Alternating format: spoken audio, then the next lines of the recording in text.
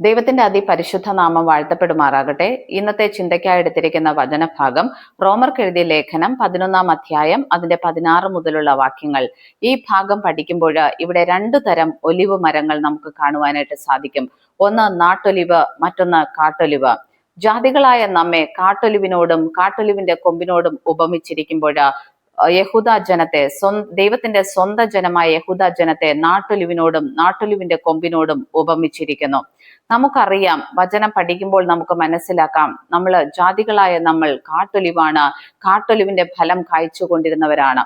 എന്നാൽ അവിശ്വാസ നിമിത്തം ദൈവത്തിന്റെ സ്വന്തം ജനമായ യഹൂദ ജനത്തെ, നാട്ടൊലിവിന്റെ കൊമ്പായിരുന്ന യഹൂദ ജനത്തെ, ആ കൊമ്പുകളെ ചിലതിനെ ദൈവം അവിശ്വാസ നിമിത്തം വെട്ടിമാറ്റി അവിടെ കാട്ടൊലിവിന്റെ കൊമ്പുകളിൽ നിന്ന് ചിലതിനെ ഒട്ടിച്ചു ചേർത്തതായിട്ട് വചനം പഠിക്കുമ്പോൾ നമുക്ക് മനസ്സിലാക്കുവാൻ സാധിക്കും.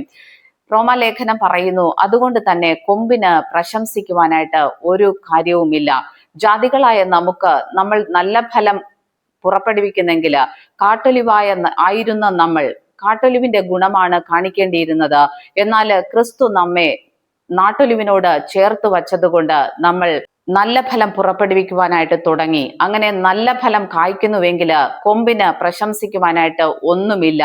കാട്ടൊലിവിന്റെ കൊമ്പായ നാട്ടൊലിവിനോട് ചേർത്ത് വയ്ക്കപ്പെട്ടത് കൊണ്ട് മാത്രമാണ് നല്ല ഫലം കായ്ക്കുന്നത്. കൊമ്പ് നല്ല ഫലം കായ്ക്കുന്നെങ്കിൽ അത് വേരിന്റെ ഗുണമാണ് കാണിക്കുന്നത്. വേര് കൊമ്പിനെയാണ് ചുമക്കുന്നത്, കൊമ്പ് വേരിനെ അല്ല ചുമക്കുന്നതെന്ന് വചനം വായിക്കുമ്പോൾ നമുക്ക് മനസ്സിലാക്കുവാനായിട്ട് സാധിക്കും. റോമാലേഖനം 5 മുതലുള്ള വാക്യങ്ങൾ വായിക്കുമ്പോൾ നമുക്കറിയാം, കൃപയാലാണ് വിശ്വാസം മൂലം നമ്മൾ രക്ഷിക്കപ്പെട്ടിരിക്കുന്നത്. നമ്മുടെ പ്രവൃത്തിയല്ല ഇതിന് കാരണം. കൃപയാൽ നമുക്ക് കിട്ടിയ വിശ്വാസം എന്താണ്? നമ്മുടെ വിശ്വാസം എന്ന് പറയുന്നത്, യേശു കർത്താവ് നമ്മുടെ പാപങ്ങൾക്ക് വേണ്ടി കാൽവരി ക്രൂശിൽ യാഗമായി, ആ യാഗത്താല് നമ്മുടെ പാപങ്ങൾ മോചിക്കപ്പെട്ടിരിക്കുന്നു എന്ന വിശ്വാസം. ഈ വിശ്വാസമാണ് നമുക്ക് നീതിയായി കണക്കിടുന്നത്. ഇത് പ്രവൃത്തി മൂലമല്ല, കൃപയാലാണ് നമുക്ക് ലഭിച്ചത്.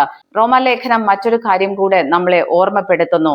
സ്വാഭാവിക കൊമ്പായ യഹൂദ ജനത്തെ വെട്ടിക്കളയുവാനായിട്ട്, അവിശ്വാസം കാരണം അവരെ വെട്ടിക്കളയുവാനായിട്ട് ദൈവം മനസ്സ് വെച്ചെങ്കിൽ നമ്മളെയും വെട്ടിക്കളയുവാനായിട്ട് ദൈവത്തിന് സാധിക്കും. നമ്മൾ അവിശ്വാസം കാണിച്ചാല്, കൃപയാൽ നമുക്ക് കിട്ടിയ വിശ്വാസത്തെ തള്ളിക്കളഞ്ഞാല്, യേശു കർത്താവ് കാൽവരി ക്രൂശിൽ യാഗമായത് കൊണ്ടാണ് കൃപയാൽ നമ്മൾ രക്ഷിക്കപ്പെട്ടിരിക്കുന്നത് എന്ന് തിരിച്ചറിയാതെ പോയാല്, ഈ വിശ്വാസത്തെ തള്ളിക്കളഞ്ഞാൽ, അവിശ്വാസം കാരണം നമ്മളെയും, ഈ നാട്ടൊലിവിന്റെ കൊമ്പുകളായിരിക്കുന്ന നമ്മളെയും വെട്ടിക്കളയുവാനായിട്ട് ദൈവം നിർബന്ധിക്കപ്പെടും.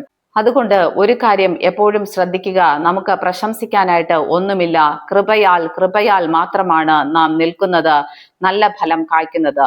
തുടർന്നും നല്ല ഫലം കായ്ക്കുവാൻ ദൈവത്തിന്റെ പരിശുദ്ധാത്മാവ് നമ്മെ സഹായിക്കട്ടെ എന്ന് പ്രാർത്ഥിക്കുന്നു. ദൈവം നമ്മെ ഏവരെയും അനുഗ്രഹിക്കുമാറാകട്ടെ. ആമേൻ.